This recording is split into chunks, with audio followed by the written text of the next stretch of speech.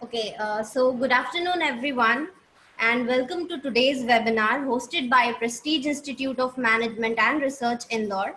My name is Shrinkla Swaroop, and I will be your moderator for the day. Before introducing our resource person for today, I would like to welcome Dr. Prayatna Jain, Professor, PIMR Indore. Thank you, sir, for joining us for today's wonderful session. The topic for today's webinar is cataclysmic effect of pandemic over child rights in India and gender sensitization. Now, talking about our resource person, Mrs. Sneha Sharma is Center Coordinator of Child Rights Center at CNLU, Patna. She completed her BLLB from School of Law, KIIT University, Bhubaneswar, and did her LLM from Nalsar University of Law, Hyderabad. She is well experienced in the field of human rights and is also a patron at Center Direct NGO working for the rights of children. She is also pursuing her PhD from CNLU Patna. Being a center coordinator of Child Rights Center at CNLU, she has much expertise towards well-being of a child. Now, I would now like to call Dr. Prayatna Jain to welcome our resource person for the day. Okay, very good afternoon to everybody, one and all who are present here, and I welcome Mrs. Sneha Sharma on behalf of Prestige Institute of Management Research, Department of Law, that somehow she could actually spare some time with us. Definitely, because of the lockdown and the pandemic situation which is going on, we could not have you here with us physically, ma'am. But definitely we will want to see you again in the future once the situations will be in our favor. So definitely that will be again, we want to have you here again. But yes, we are lucky that you are here right now virtually, and that is again that can be taken as a good opportunity, because somehow still you are long distant to us, you are here with us. So I am just now it's all about to you. Thank you. Over to you, ma'am. Thank you. Thank you so much. First of all, I would like to thank the institution, Prestige Institution, Dr. Nishan Joshi, Priyatan Jainji, and Shrinkla, obviously. Thank you for inviting me and giving me the platform to talk about the much unanswered issue in this pandemic area, that is about child rights. Now, before beginning, shall I start with my screen sharing? Shall I do that now? Sure, ma'am. Yes, definitely.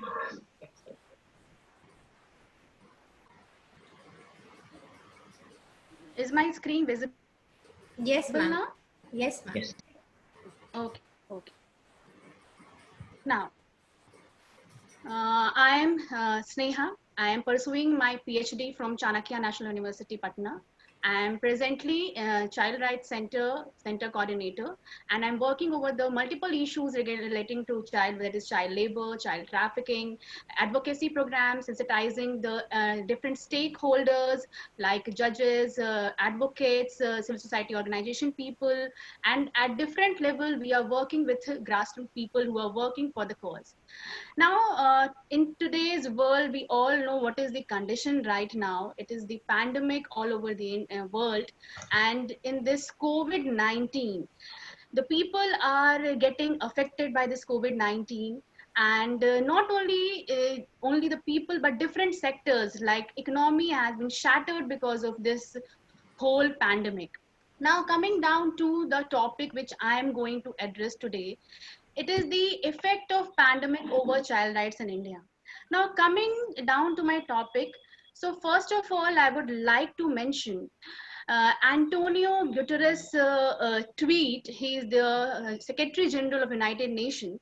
He tweeted that COVID-19 has upended the lives of children worldwide.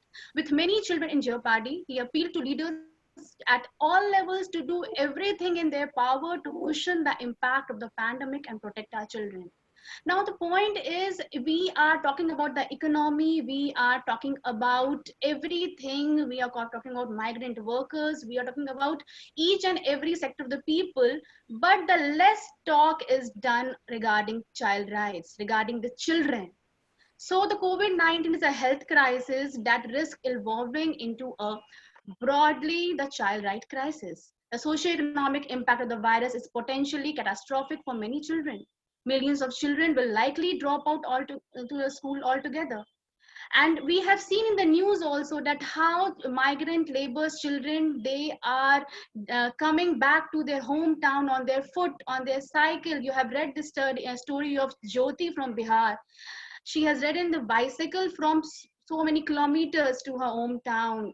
So we have seen so many conditions where situation has been derogating day by day. Now coming down that during this pandemic, what are the factors which are very much vulnerable to our children? So the first, what are the increased risk of violence? You can see the pictorial over here. So in this picture, is a child maltreatment, whether children are confined in their homes. So here, or elders or any relative, they are. And other part of the wonder, let me talk about deciding in childcare institutions, migrant workers, those who are moving another, there is a condition is very bad. You can see the gender based violence. You can see that children is getting affected when their father or when their parents are doing any sort of violence with their mother. So that kind of atmosphere can be seen in their houses. Then the very much talked topic, that is the child online safety, whether it is for children, whether it is for youth, or whether it is for any category of people, because today also we are having this webinar through this online medium. And this online medium, we don't know how much safe it is, whether it is regarding any data, whether it is regarding any cyber security, whether it is regarding any sort of thing. And we are knowing that all the schools, all the institution, colleges, they are doing their work through this online medium. So child online safety is the prime most important thing which should be taken in our mind. Now coming down to COVID-19, now it is a biggest pandemic, and from health crisis, it has been come down to the child rights crisis. The corona pandemic is not the first pandemic in the world is facing, but it is a one that will have lasting effect on every nation, people, especially children and youth. Children in every country, regardless of family background, have lost many of their rights. Let me name the few: the right to education and information, right to play, and the right to privacy have all been substantially restricted and at very short notice. The point is, here we were not prepared for this whole pandemic thing. We were not prepared of this whole lockdown thing. So it was given to us at very short notice. So the right to education and information, right to play, right to privacy, all have been compromised. Now, the pandemic and children's rights, the right to education and right to play are in danger, because we know that schools are not only the institutions, their people, their children go school and colleges, students go, children goes there not only for taking the study, not only for the academic activities, but co-curricular activities. Many things are associated in the school or college campus, but they have been compromised in this pandemic condition. The right to health, the right to sanitation, and the right to protection are at risk. Now, the point here is why we are talking about child rights. Is it so necessary to talk about child rights? So before coming down to the word child rights, let us understand, let us have the minimal understanding that who is a child. Because these two words are very much contradictory in each other, because here what we think that if a child is there, what is the need of right for a child, right? Because we think that we elders, they take the decision on the behalf of children, so there is no need of right per se for the children. Children are not mature enough to understand that what rights they have or what is the meaning of the rights for them. So it is always contradictory that for us, we child right activists always have this problem in front of us to make the people understand that yes, child have also got some rights and they are inalienable rights and they should be given those rights. Now, coming to the first point, that who is a child? According to CRC, what is CRC? It is basically UNCRC, United Nations Conventions on Rights of Child. Here it is defined, it is the universal definition of a child, that children are defined in the CRC as all those below the age of 18 years. A childhood. What is a childhood? It is recognized in the Universal Declaration of Human Rights as a period entitled to special care and assistance. So by seeing the definition of a child, you all can understand that in this scenario, in this pandemic scenario, in this COVID scenario, the most vulnerable section is children. Now, what is the right? Now, the next very debatable question which always comes up before us is, what is a right? Rights emerge from needs and desires. However, the most basic needs are referred to as rights. Without fulfillment of the basic needs, a child's normal development cannot take place. Rights are considered as fair and just for a person to have. Rights and responsibilities goes together. Needs are not linked to responsibilities. Rights have a framework of rules and laws. In case of needs, one cannot seek legal action. So therefore, we need a right. If a person is not granted a right, then that person can move to the court of law for asking their right. But if we just say that that is a need of a person, you cannot take any legal action if that need is not given to that particular person, whether it is a child or whether it is any adult. Now, what is meant by child rights? It is basically a set of legally binding norms and standards for the care and protection of children that apply to all children at all times in all situations. Let me repeat it once again. It applies to all children at all times in all situations. It does not mean that these rights are available only to the person who is a child labor or who is found on the street or who is found in any child care institution or any child who has been trafficked or any such vulnerable children. It is applied to normal children of our houses also. It is for us also. It is for our children also. It does not only belong to the vulnerable class of children. That should be made very clear, that our children also have got rights. And if those rights are being infringed, then they can take a legal action on that. Now let me name few key treaties. Why I'm having this particular session? Because the topic is pandemic effect on child rights, but I am just sharing the concept of child right because I am also from law background, and in our law school what happened, we just have only in one semester during BLLB days that there was a subject known as offenses against women and children, and in seminar papers we had one on child rights.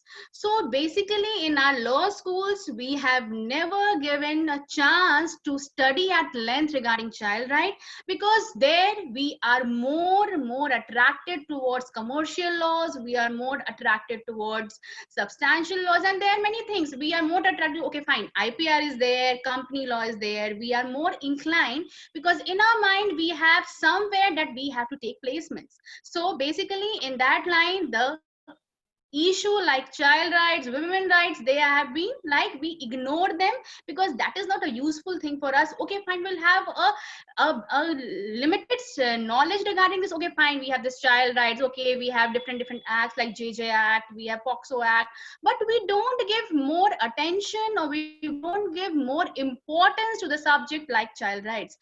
But we forgot that the whole nation, the whole world is dependent upon child rights, because if your nation's children are not sound or they are not at they are not at well-being is not seen on their children, because they are the generation, they are the next generation, and we have to look after them.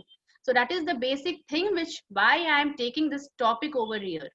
So the basic key treaties are UNCRC, CEDAW, CRPD, African Charter on Human Rights, Peoples and Rights, African Charter on Rights of the Welfare of the Child, So these are the basic treaties, and there are many more international covenants and many conventions regarding child rights. So basically, what are your rights? What are the children's rights? So basically, we will divide them into four chapters. The first is right to survival, then the right to protection, right to development, and right to participation. So all children have the right to survival, to live, get good health care, get good food regularly, have a name, their own identity, to have a nationality, belong to a country that will care for them. Then another set, all children have the right to protection, to have a family that will protect them, to be safe from every harm that is physical or mental, to have their own privacy. All children have the right to development, to education, rest and leisure, recreation. We have the only understanding, fine, our children is there, he has only the right to education, that has also been enshrined in our Constitution of India, and we have only that much knowledge. Okay, fine, there is a child, he should get food, he should get education, that's it. No, it is beyond that. That children have the right to rest and leisure also, that children have a right for recreation also, and even children have also the right to privacy. Now, all children have the right to participation. For what? To express themselves freely, to choose their own set of beliefs, to know about things related to their life, to be a member of associations. There are a concept of Bal Sansad, Bal Manch, Meena Manch, to enjoy their own culture that cannot be imposed upon them. Now the question is, and a very much debatable question, especially in India and the region like Bihar, UP, MP. So here people think that why should children have rights? Why? First of all, children are human beings and require safety and opportunities for development. Personality formation takes place during early childhood. Therefore, child-friendly services and nurturance are of utmost importance. Children they need much more care and help than grown-ups do. Being young in age, they cannot participate in politics or judicial system despite contributing to the society's progress. During early years, they are dependent on adults and therefore need extra protection and appropriate guidance. We have set of Indian laws, we have SOPs for child and adolescent labor, we have legal and policy framework for children, we have JJ Act. What is JJ Act? Juvenile Justice Act. We have a POXO Act. This POXO Act is for protection of children from sexual offenses. We have act, we have rules, we have set n number of laws, legislations, policies, and what not for children. But the problem lies in the fact we don't have the proper mechanism system. We don't have the proper machinery to look into the affairs of children. We have different set of people assigned. We have different set of people assigned in the JJ Act. We have the concept of Juvenile Justice Board. We have the concept of child welfare committees. But the point is, even though after their appointment, how effectively they are working in their districts, how effectively they are working in their panchayats, how effectively they are working in their blocks, is all dependent upon the whole system of this regulatory mechanism.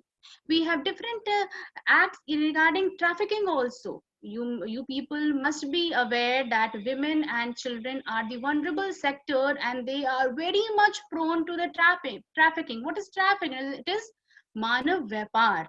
आपने सुना होगा, मानव व्यापार नामक चीज हमारे देश में बहुत ज्यादा ही हो रही है. और क्यों हो रही है? क्योंकि हम बॉर्डर से सटे हुए हैं, इंडिया नेपाल बॉर्डर है. और लोगों का आना जाना है, और हम सिर्फ ट्रैफिकिंग को देह व्यापार नहीं समझते हैं, हम सिर्फ प्रोस्टिट्यूशन नहीं समझते हैं. We are only understanding the meaning of trafficking as prostitution, but this is not the case. This is not only the case of prostitution. This trafficking has a very wide area, and it covers child labor, it covers forced marriages, it covers fake marriages, and even domestic abuse, and there are many much more bigger definition than of trafficking rather than of prostitution. Prostitution is one of the species of this whole genetic thing of your trafficking. Now coming down, as we are a law, mostly participants will be from law background, and under law also we basically focus upon our constitutional rights. So under constitution we have articles dedicated to children, the right to free and compulsory elementary education for all children in the age of 6 to 14 years age group, that is article 21A. Right to be protected from any hazardous employment till the age of 14 years, that is article 24. Right to be protected from being abused and forced by economic necessity to enter occupations unsuited to their age or strength, article 39E. Right to equal opportunities and facilities to develop in a healthy manner and in conditions of freedom and dignity, and guaranteed protection of childhood and youth against exploitation, moral and material abandonment, article 39 clause F. Right to early childhood care and education to all children until they complete the age of 6 years, article 45. So there are a list of articles which are talking about child rights. We have international covenants, conventions. You have Convention on Rights of the Child 1989. You have optional protocol to CRC on sale of children, child prostitution and child pornography. You have optional protocol to CRC on involvement of children in armed conflict, and there are many more. So the whole conclusion of this presentation is basically what we have to remember is children first. The well-being of children must take priority in policy now and post COVID-19. Not only on the pandemic or COVID-19 times, but always pre-COVID-19, during COVID-19, and even after post-COVID-19. So this was my one set of presentation which was dedicated to child rights. And I will ask Shrinkla, is there any question regarding which I have to answer? Then I can take up it now or after my presentation. Yes, ma'am. There's a question from Akshit Mehta. He wants to ask you that, ma'am, do you think that now is the right time to talk about, deliberate upon the strict enforcement of international humanitarian laws concerning children and women? And because these things are literally in text and rarely in practice when it comes to a developing country like India. So we have numerous examples of blatant violation of human rights of children and women in these unexpected times. So what is your take on this particular aspect? Exactly, that I have already mentioned in my PPT, that the problem is we have ample number of legislations, we have ample number of conventions which India has already ratified it, but the problem lies in their mechanism process, their regulatory mechanism process, and that is what we are doing it. We at Child Rights Center, and even I am a member of many of the such you can say the networks where we are doing the advocacy, and we are even presenting the policy papers that strict actions and strict framework should be framed. And recently, I think last week only, I have done the training program for JJB members, Juvenile Justice Board members, child welfare committees who are working at district level. So the point is here we have sensitize the people, we have to sensitize the government people basically.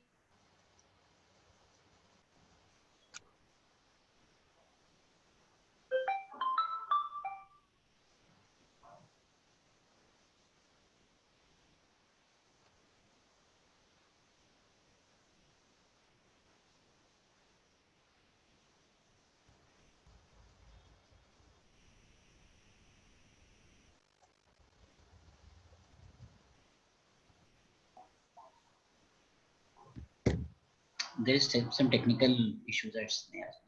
Sorry. Yes, ma'am, I audible? We have to wait for 2 minutes. I guess there is some network issue at ma'am's end. She Sure. will connect it. Just a second.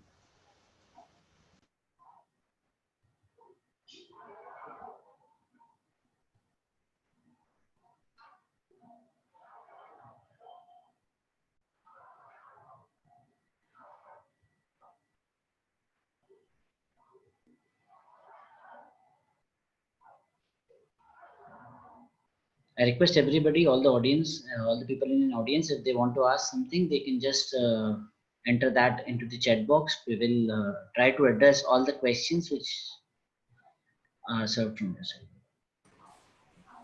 She's joining in 2 minutes, so Yeah, there's. no issue, no issue. I understand.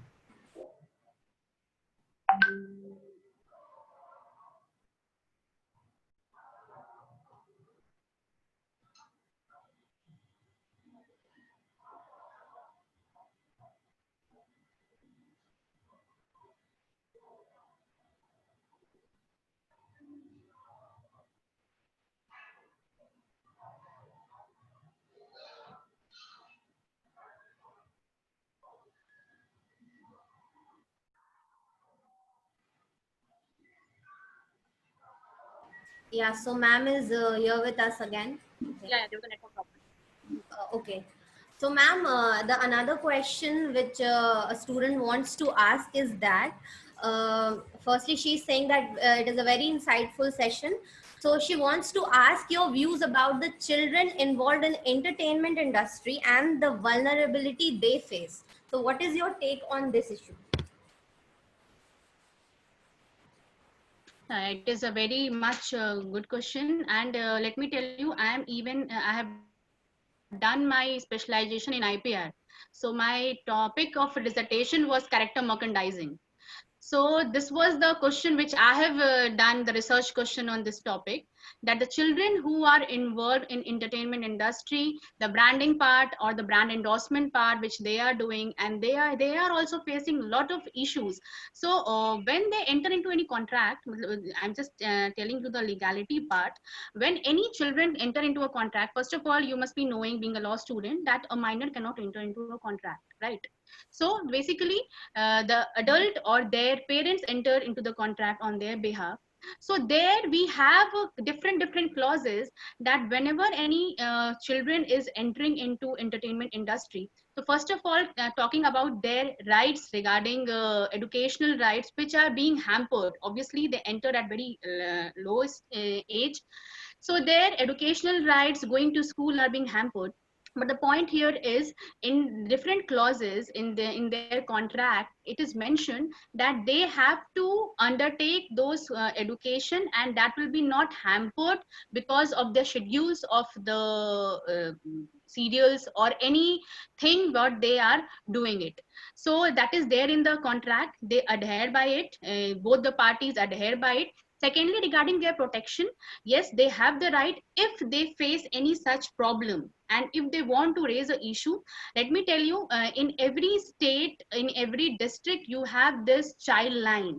This child line have a toll free number of 1098, and I will like Shrinkla or Dr. Nishant to just write in their comment box, if any children who is below 18 years of age and they face any sort of difficulty, whether in their home, whether in their workplace, if they are children, if they're working somewhere or anywhere, they are facing any problem, we have this 1098 toll free number of child line. They can call, they can contact, they can communicate their problem to them, and obviously the officials or any representative will get in touch with them, and it is for every child in every state in India. Absolutely, ma'am. Ma'am, the next question is that if a child finds that he or she is attracted towards the same gender, and they reveal this to their parents and parents do not accept it, though section 377 is decriminalized, but still people are not accepting this. Ma'am, how it will be affecting child rights? How this particular issue is affecting child rights in India? Yeah.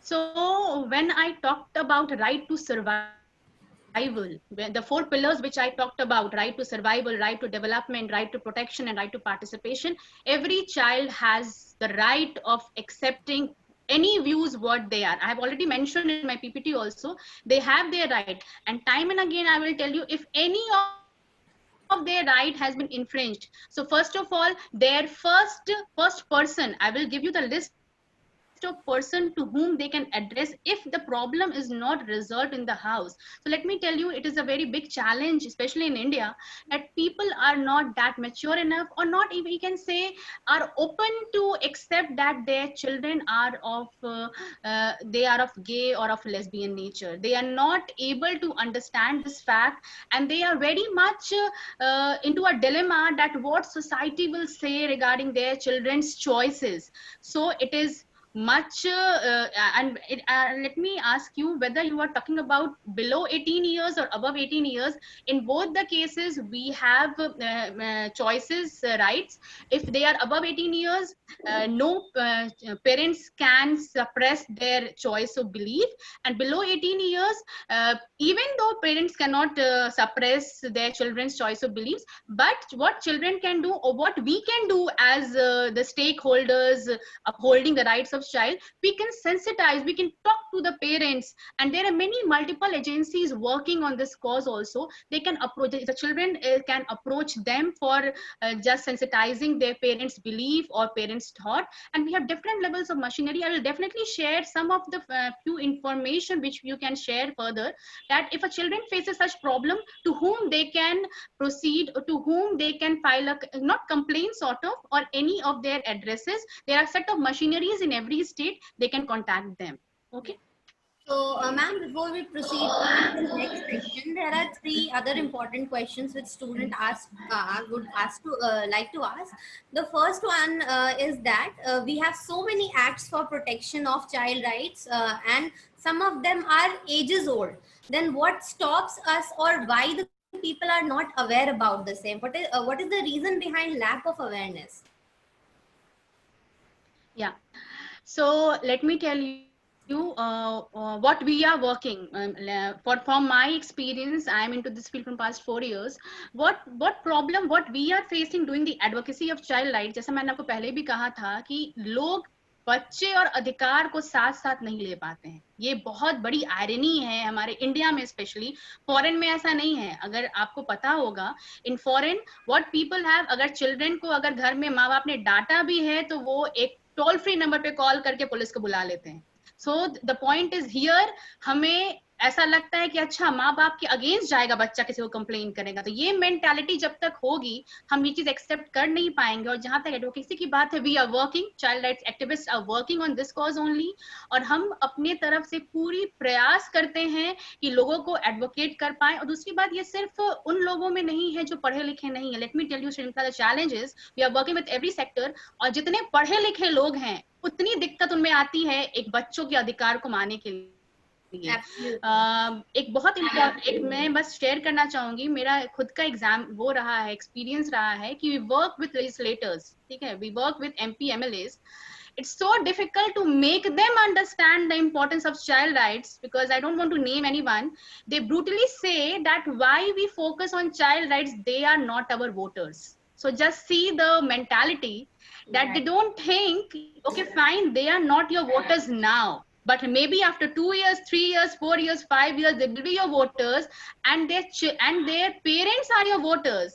And आपको कोई भी scheme बच्चों को सोच के इसलिए बनानी चाहिए कि आज किसी भी माँ बाप के लिए उसका बच्चा सबसे इंपॉर्टेंट होता है. अगर उसके वेलफेयर के लिए आप कोई स्कीम बनाओगे तो ऑटोमेटिक, इवन अगर इंसान अपना फायदा देखे, उसमें भी आप ही फायदे में हो. लेकिन people don't understand, and this is a difficulty, especially in India, and we are working for that.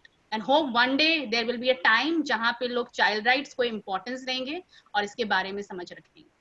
Okay, ma'am, the another question is that, what is your opinion on the condition of child and all the abuse they suffer under child care institutions like shelter homes? Yeah. So this is a very much debatable topic, and even 2 years before, from my state only, Muzaffarpur shelter home case, सबने सुना था मुजफ्फरपुर बाल गृह में जो घटनाएं घटी थी. So that took a very bad impression regarding our state also. And recently Kanpur में भी ये चीज हुई है.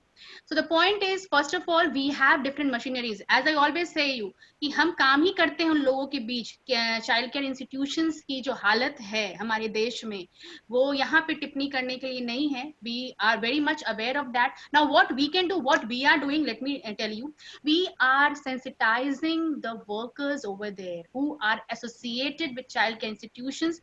Even in this pandemic situation, the most vulnerable sector, the most vulnerable children who are involved are in child care institutions, because nowadays they are not people are coming to educate them. They are coming from outside, and we have a check and balance over there. We are even working on that. Even मैंने अभी just इस programme से पहले एक policy paper prepare किया है ये देने के लिए कि उनके लिए हम लोग क्या क्या कर सकते हैं, राइट? कैसे सर्वेलेंस रहेगा जो लोग बच्चे वहां पे हैं. और हमारे जो मैं बिहार की बात कर पाऊंगी बिकॉज मैं यहाँ काम करती हूँ. वी आर मेकिंग इंश्योर कि जो मुजफ्फरपुर केस दोबारा रिपीट कभी नहीं हो, और उसके बाद चीजें स्ट्रिंजेंट हुई हैं, and people are also getting more sensitized towards the issue. Okay. Thank you so much, ma'am. Last question is that what are your views on NHRC, which was sometime later referred as a toothless tiger by J. Loker, and what reforms do we need to take when it comes to NHRC? Yeah. Now the question is, this is NHRC, जैसा सबने कहा है कि जो statement, I don't want to repeat that statement. Point is, the problem with our laws and policies is that we have not fixed any accountability. So let me tell you, if you want to amend or bring any reform, first of all, accountability shall be fixed of each and every person associated with any organization or any legislative framework. So first thing, the first reform or first changes which you can ask is to fix an accountability of a person. If that person is accountable, the accountability is fixed, then automatically everything will be channelized. क्योंकि यहाँ पे चीजें ये होती हैं कि अगर आप करोगे, आप मीटिंग में नहीं भी आओ फिर भी चलेगा.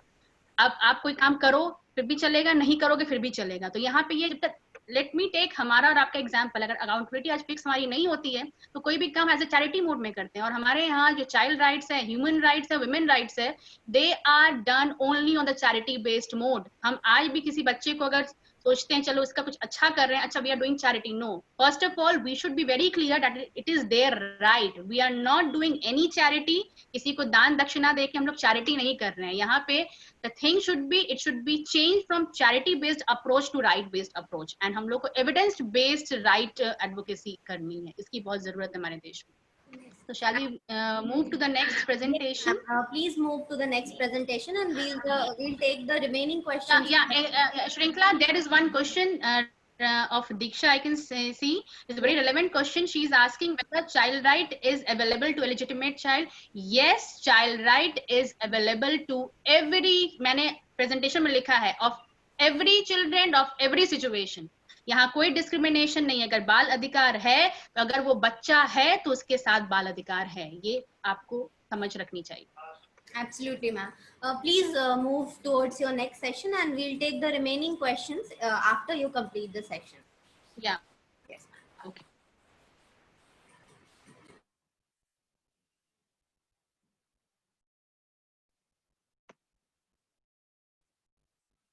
Is it visible, Shrinkla? No, ma'am, it's not visible yet.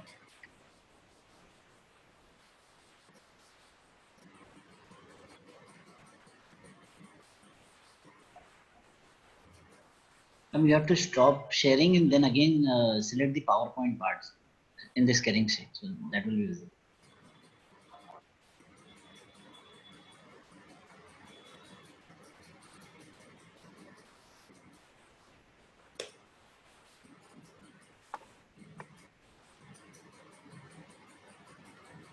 It's not coming only. Ma'am, you just stop sharing. Just select the PowerPoint part. When you will click on the share screen, you will see the PowerPoint slide over there. You just select that. If it is opened already. Is it open now? Yes, ma'am. Yes, ma'am. Wonderful. Thank you.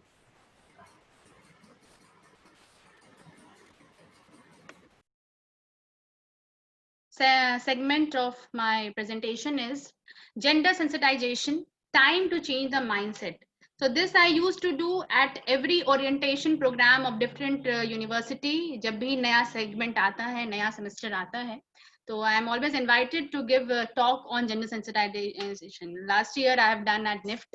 So, but this sort of segment is basically regarding practical activity मैं करवाती हूँ इसमें, लेकिन जो अभी इस online mode में possible नहीं है.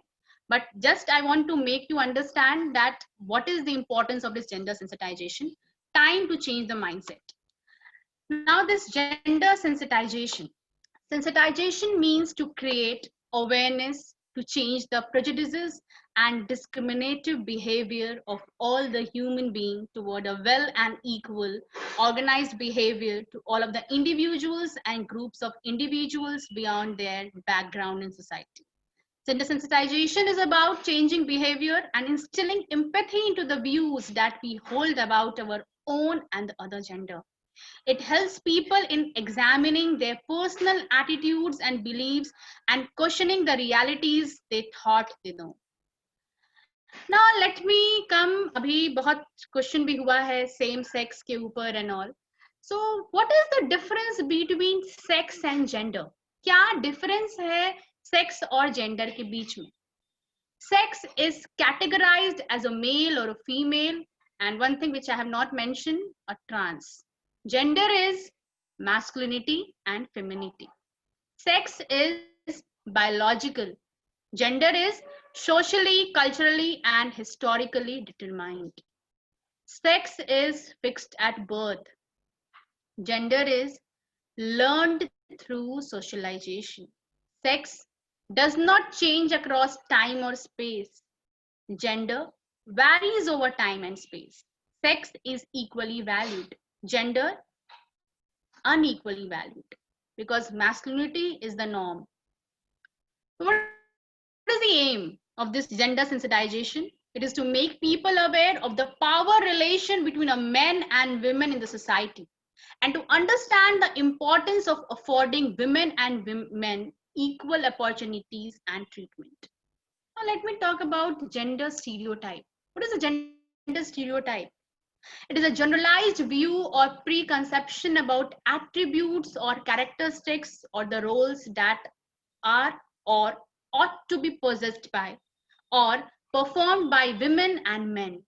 A gender stereotype is harmful when it limits women's and men's capacity to develop their personal abilities, pursue their professional careers, and make choices about their lives. Example, the stereotype that women should protect themselves from sexual violence by dressing and behaving modestly. Now you can have two pictures in front of you. So the first picture is all pinkish and second picture is all bluish. So it will be our stereotypical thing that girls, this is the stereotypical mind, that girls will be attracted towards all this pink thing and the boys will be attracted towards all this blue thing. And it might not be true in every case, but this is the stereotypical boys and girls toys, basically, which we see. Now, not only this, let me take you to the example of, I think many of you have been gone through pantaloons. Pantaloons हमारे यहाँ है, हम जाते हैं वहाँ shopping करने. We see there's a brand pink and blue. You can see that. So this pink obviously indicates to girl and boy. This indicates to blue indicates to boys. Not only in different malls or different showrooms, you can even see the discrimination. Or working saying the discrimination is a stereotypical thing.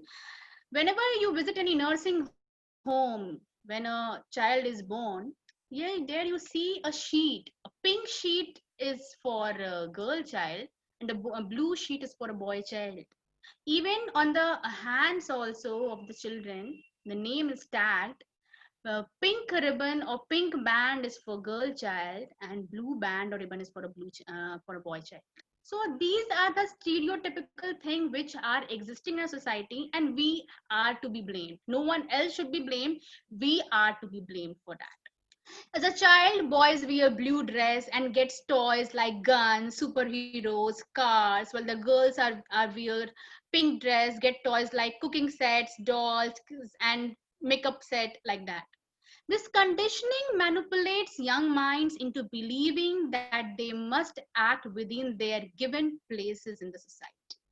Now, this traditional gender stereotypic. What is feminine nature? Not aggressive, dependent, easily influenced, submissive, passive, home oriented, easily hurt emotionally, cries a lot, emotional, kind, tactful, talkative. And what is masculine gender stereotype? Aggressive, independent, not easily influenced, dominant, active, worldly, not easily hurt emotionally, rarely cries, logical, cruel, blunt, not at all talkative. Now, what are the challenges? Girls who do not conform to stereotypical expectation can experience criticism, ostracism, and even violence. The challenge faced by women are many like male dominant society: literacy, domestic violence, put downs, intimidation, stalking, early marriage, women inequality in decision making, verbal abuse, emotional abuse, economic abuse, dowry violence, bride burning, battering, dating abuse, female kidnapping, intimate partner violence, sexual harassment at home and workplace, etc. All these challenges faced by women are the result of degradation of values and ethics in the society. Overall, these all issues are related with gender equality in the society. Thus, there is a great need to sensitization the society on gender issues so that there would be no discrimination on the basis of gender. Now, boys, the challenge which a boy face. Boys are always expected not to show their emotions in public. There is a mindset of the people that men are usually rude, aggressive, dominant, blunt, logical, less talkative, and independent, etc. Men are always under pressure to provide financial support to their families. It puts unwarranted pressure on boys who love to read, cook, dislike fighting, or dislike sports or mechanics. Gender equality benefits both boys and girls. Now, what to do in this scenario? Ma'am, What to do? sorry to interrupt. Uh, Yeah. I think slides are not visible. Can you please change the slides so that we can check once? Can you see now? The No, first एक second. title. Ma'am, please click on this enable editing option over there, just above the slides. Yeah, now it's fine, I guess. Is it visible now? Yes, Yes. ma'am. Yes, ma'am. Thank you so much. You can continue. Now, what to do? Individuals need to be more open minded, rational, and impartial in their thoughts and actions. Allow boys to express their emotions, encourage them to be expressive, involve them in activities like gardening and cooking. Better reconciliation of work and private life for both women and men is essential to gender equality. Expose girls to role models of women in business, especially those outside the stereotypes like scientists, leaders, etc. Training and awareness raising in educational setup, at workplace and in society can eliminate gender-based prejudice. Better knowledge and understanding of gender issues at all levels of society, including communication activities, role plays, dramas, documentaries, various other audio-visual aids will raise awareness among both stakeholders and general public. There is a need to provide steps to safeguard women's safety and for men to be assured that such measures are not an indication of discrimination against the male population. Both the genders need to take stand at their own level to support and promote the upliftment and wellness of their own and the opposite gender, so as to overcome any sort of differentiation or harassment. Change the way we speak, we can do. How can we remove gender? We generally what we say: postman, mailman, salesman, businessman, penmanship, fireman, policeman, cleaning woman. What we can do: postal worker, salesperson, business person or executive, handwriting, firefighter, police officer, house cleaner or custodian. look like a girl. You can see, wear whatever you want, act like a lady. What we can say, be yourself, think like a man. We can say, think, work like a boss, be a boss. So we face this gender inequality. There are gender stereotypical.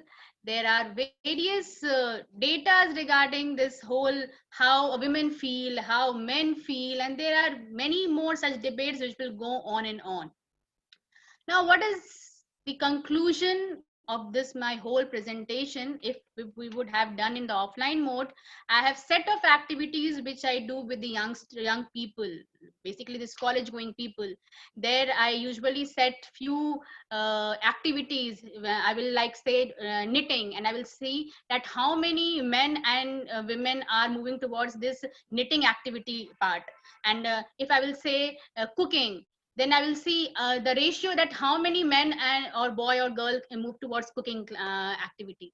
So these are the things which we used to do when we take such sessions offline. But in this COVID time, we have this scarcity and we can't meet face to face. So at the conclusion, I would like to say that is a time for call to action. It is regrettable that after 20 years of our independence, we are still slaves of medieval thought, practices, and lifestyles. India has traditionally been a wonderfully open society in absorbing various cultures, religions, and practices, and therefore gender equality should have been the acceptable norm. Unfortunately, it has remained an exception, and the documentary on recently issues as a call to action for society to address this vital issue. Yes, Shrinkla. Yes, ma'am. There are some questions. The first one is that, ma'am, a group Kashmiri's youth movement started a pride march in support of LGBTQ at Lal Chowk, Kashmir, but they have been threatened by a group who term themselves as Akibdar. The question is that why the society is not accepting the LGBT community, and even after the judgment on section 377 given by Supreme Court of India. That is the irony, basically. That is the irony which we are talking about, because that is the problem with our society. But the point is, we are doing all sort of awareness campaign and everything for others. Let me pause for a minute and ask ourselves, if in our house, if someone is of LGBT, will we accept that or not? If yes, then we have full right to support, and we have not only full right, we should work harder for this issue. But the time is to introspect among ourselves that कहना बहुत आसान है, मोर्चा मोर्चा उठाना बहुत आसान है, लेकिन जो एक घर में जो चीजें होती हैं, क्या अब इन दिस टाइम एलजीबीटी की बात करते हैं हम लोग, the scenario in which we are living, intercaste marriage is a big dream, right? Intercommunity marriage is a big dream, and LGBT, so it will take time. Everything takes time. See, the point is, let me take an example of adultery in our India. So we all know that once it was an offense under IPC, but after amendment, it is no more an offense, but still a ground of divorce under your Hindu marriage. So the point is, there are changes which are going on in the society. It will take time, but the point is, let us start from ourselves. My only appeal to my dear friends, my students, and everyone who is listening to me right now, let us introspect ourselves. Let us introspect that whether we are really wanting this change or not. If yes, it should come from within, not from any other pressure. Because I am seeing in my these days my Instagram, people are making this pride, their अपना profile change कर रहे हैं people, pride अपने नाम के आगे लगा रहे हैं. The point is, are you really accepting that belief, or just for because my other friends are doing, let's do it just for the fashion? So जब तक वो mindset नहीं जाएगा और हम ये change और या ये चीज अपने अंदर नहीं ये महसूस करेंगे, society में कोई भी change नहीं आने वाला है. Yes, next question please. The next question is, ma'am, do you think gender discrimination always starts at home, which you answered in the previous one only? And how can we make our middle class parents stop stereotyping girls as homemakers and boys as bread earners? We can't change the mentality of parents. So, what would you suggest regarding this? Yeah, very true, very true. And this is the thing. ये जन्म के साथ ही every girl or boy faces this from their birth, and this is the accepted. I think जितने भी लोग यहाँ participants हैं, they must have experienced at least any point of their age. The point is, the problem with our parents, middle class general parents, are that they are driven by the society, they are driven by their relatives, they are driven by the neighbors. They are not open minded, and if they are open minded, they will just show to the society, but they will not apply those rules and regulations to their own kids. Now the point is how this can be changed. Yes, you can change them.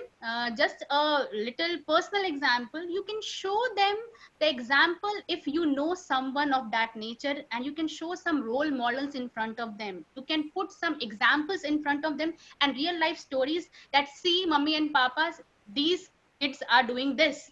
So एक तरीके से आप एक अच्छा role model या example आप उनके सामने रखो, उनको कुछ इस तरीके के वीडियोस दिखाओ जहाँ पे ये चीजें हो रही हैं और लोग एक्सेप्ट कर रहे हैं, और क्या प्रॉस एंड कॉन्स हैं. First of all, you should be able to convince yourself first that what is the pros and cons and what is the best and negative part of doing anything, and then make your parents understand, because जब तक आप convince खुद के लिए नहीं होगे, तब दूसरों को कन्विंस नहीं कर सकते हो किसी भी चीज के लिए, whether it is pride thing, LGBT thing, or any other thing in your life. Absolutely, ma'am. The next question is that what are your thoughts on pseudo feminism, and do you think it affects the actual meaning and purpose of gender equality or feminism? See, this is something very debatable, and the word this feminism, I don't know. Every people have their own understanding of this word feminism, and every girl deep inside their heart thinks, okay, fine, I am a feminist. But जब society के सामने दो चीजें होती हैं, आप या तो फेमिनिस्ट नेचर दिखाते हो या आप नहीं दिखाते हो, क्योंकि फेमिनिज्म का जो डेफिनेशन है, वो डेफिनेशन अगर हम रियल डेफिनेशन से जाएं तो हम लोग कहीं भी उसके लेवल में नहीं स्टैंड करते. फेमिनिज्म का मतलब आज के जमाने में आ गया anti male, but this is not like that. Feminism और दिस जेंडर सेंसिटाइजेशन, एक चीज जो मेरे हिसाब से जो डेफिनेशन है, that we should respect both genders equally, that both genders should be treated equally, both genders should be taken equally. यहाँ पे ये नहीं है, and I never advocate, if you take my point of view, I never advocate that women are superior or men are superior or women are dominant and vice versa. It's about the first thing, women and men, they can't be equal. And you will ask me why, I'll give this statement, बहुत सारे questions raise हो जाएंगे कि ये कैसा मैंने बात बोल दिया. Point ये है कि we both genders are not same because we have this biological difference and we need to accept that. It's not about कि आप कितना पैसा कमाते हो, it's not about कि आप किसी को physically कितना dominant हो सकते हो, it's about कि आपको फीमेल बनाया गया है, right? आपको मेल बनाया गया है, and it is by birth आपको वैसा बनाया गया है, तो आपके characteristics वैसे हैं, इसको आपको मानना होगा. तो we cannot advocate equal, yes, equal where in opportunity, equal where in status, इनमें इक्वालिटी होगा. अब biological differences we can't make them similar, right? Next. Ma'am, the next question is that what is your opinion for the people who ask to find a gender neutral term instead of feminism, and if we want to uplift everyone and not just women, so what is your take on that? No, the point is, I will differ on this statement. No, why we are basically talking about women based laws, and there are many laws which are dedicated to women. So the point is, once upon a time, even in India or anywhere else, women were considered to be the vulnerable section of the society. If you take the history, if ever you have read the history, even in every era, whether it is Vedic era, whether it is Muslim era, Mughal era, or any era, you will see that every woman has to be undergone many operations, and things are never favorable for the women in the society. And let us not take the example of us, that we exceptions are always there. It might not be happening in my home or your home, but it is happening at large, at community level. It is still happening. The discrimination is still there, and we know that we have this bright burning thing. We know that fact. We have this female infanticide. So why we have these laws? We have these laws for all the vulnerable sections, and women and children are generally considered to be the vulnerable section of the society. And therefore there is a whole lot of movement of this feminist movement, you can say, or you can say the special legislations have been made for women and children, because they were considered to be the person who were not at the equal part in the society. Yes, absolutely. The next question is that is making law sufficient to solve the problem, because there are many laws for women, child, but still they do not say then what to do. Uh, Basically, she means that these laws are not much practical; they are not much operative. So, what is the solution for this? See, the solution is, if you are facing any problem, if you per se is facing any problem, we have a list of people to whom you can address your problem, not rather going to the court directly. We have different machinery set up. But the point is, I do agree. Even I am doing my PhD on this human trafficking of women and children in India. And there also my hypothesis is that there are various laws and legislations regarding this issue, but at implementation level, there is a huge lacuna. So the point is how to overcome this lacuna. The first thing which I have said, that we have laws, but not in any law we have the accountability fixed of any offenses or any point of thing regarding this women and child issue. So first of all, accountability shall be fixed. And the thing is, we need to sensitize people at every level. Suppose you and me, at least what we can do, we can sensitize our family. अगर हम अपनी family अपने से शुरू करें, the everything का basic conclusion यही है, start from yourself, start educating yourself, start educating your family. At least this will be the chain of things which you can do at your level. See, this is very easy to blame, okay, government is not doing their job, courts are not doing their job, police are not doing their job. It is very easy to sit here and just to pass this statement. But the point is, people are working. I have seen people are working at ground level also. But the point is, sometimes we don't even get cooperation from the victim also. So there are many, these are the things to be researched, and there are many data also available on this particular topics. But the point is, let's start from ourselves. This is the whole conclusion of my presentation today. Let's start from ourselves, start educating ourselves, then start educating the peer in which we are living. And this will be the chain of people. At least from your end, you will educate 10 people, and that 10 people educate 10 people. So this will be the chain of people जो at least इन चीजों को लेके advocacy हम लोग शुरू कर सकते हैं. So that's it from my side. So the session has been so informative that the questions are flowing and flowing. So we'll just take your 5 to 10 more minutes so that you can address the issues of the students. So the next question is that, ma'am, your stand on the issue that women want a crude sense of equality, whether it is Shani, Shignapur or other religious places. However, when it comes to bail criminal accusations, they want to play their women card. So can you please comment on this particular thing? Yeah. So now every story has a two sides, right? And we being from a law background, we have this section 498A of IPC, and basically we say that women uses that 498A in their favor. ये हमेशा से ये कहा जाता है. So the point is, why only to blame the women over here, whether it is male or female. If you will get anything और आपको लग रहा है कि उसका सही यूज हो रहा है, नहीं, उसका दुरुपयोग भी उतना ही होता है. So that is the law thing we can do कि ठीक है, religious places पे people are advocating that women should enter, old custom should be demolished, and at the other time women are playing a victim card. So this debate will go on and on. There is no solution to that, and this we have to face. And I accept that. Yes, there are females, there are women who are playing these cards, and I have seen many false cases. Even you must be knowing that at workplace we have this after Vishaka's guideline, we have this POSH Act. You must be knowing. So, in the POSH Act, it is an act for sexual harassment at workplace for women, for prevention of this sexual harassment. And there are many a times, if people are in there having love affair relationship, if they does not work in their workplace area, many a times they file false complaint. We know that thing, we know, and this exists. We can't deny the fact that this does not exist in the society. This exists, but what we have to do, the person who is going through all this procedure, whether it is a court, whether it is any authority who are dealing with such cases, they should be very prudent enough to understand and differentiate whether the claims are false or whether the claims are true or not. Right, ma'am. So we'll just take two more questions. The one question is focusing upon addressing that. What is your take on the issue of LGBT community and feminism? How do you balance it? How do you think that reaction over there, anything can be balanced in society? So Now, talking about reaction between LGBT and feminists, so see, these both things are not same. Let me have a very clarity on this.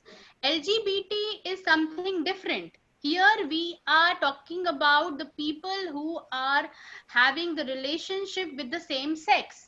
It is completely a different thing. Why to intermingle with feminism? And I don't know of what feminism you are talking about. According to me, feminism is not about women's right. It's about respecting both genders. For me, that is the feminism. And LGBT is completely different thing.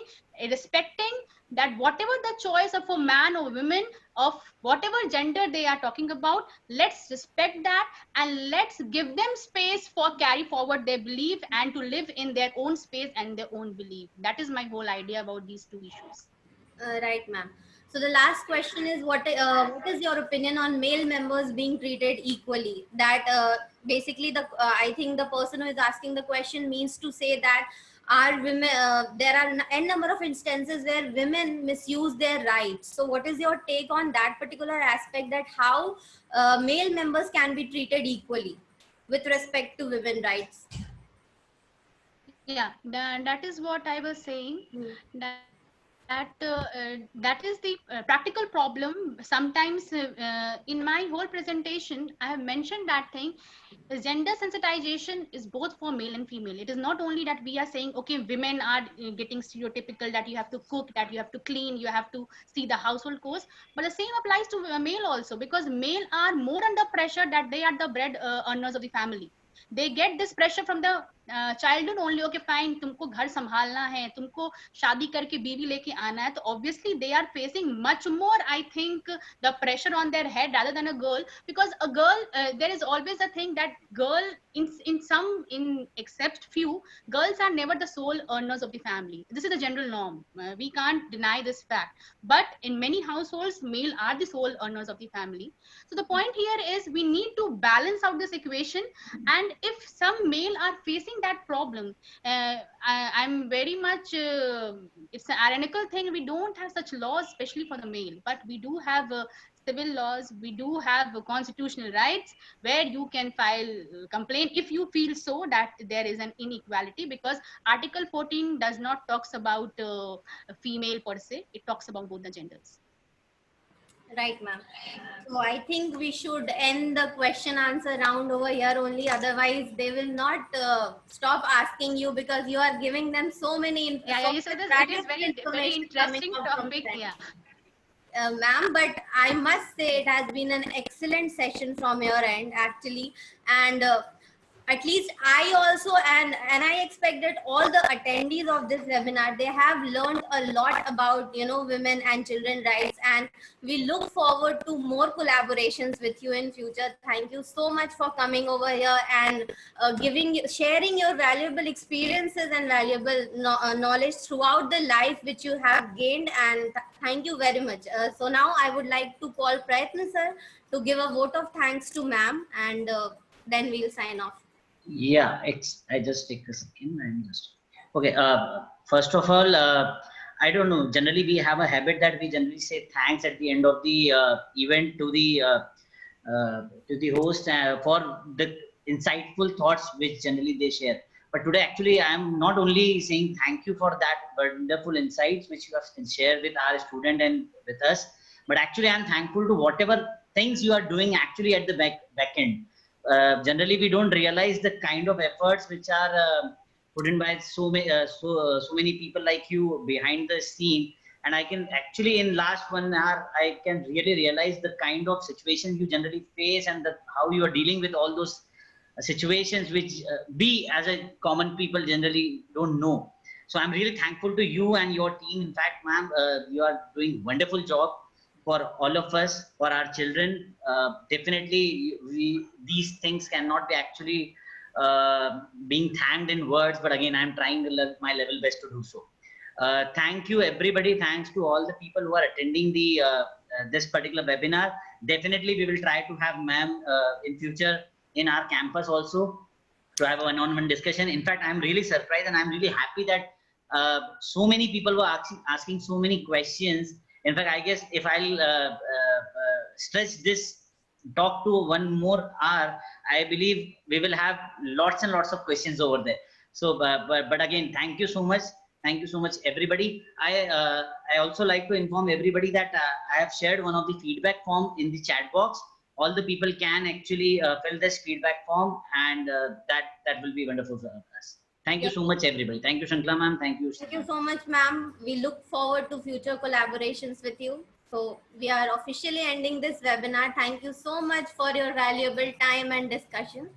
So thank you, ma'am. Thank you.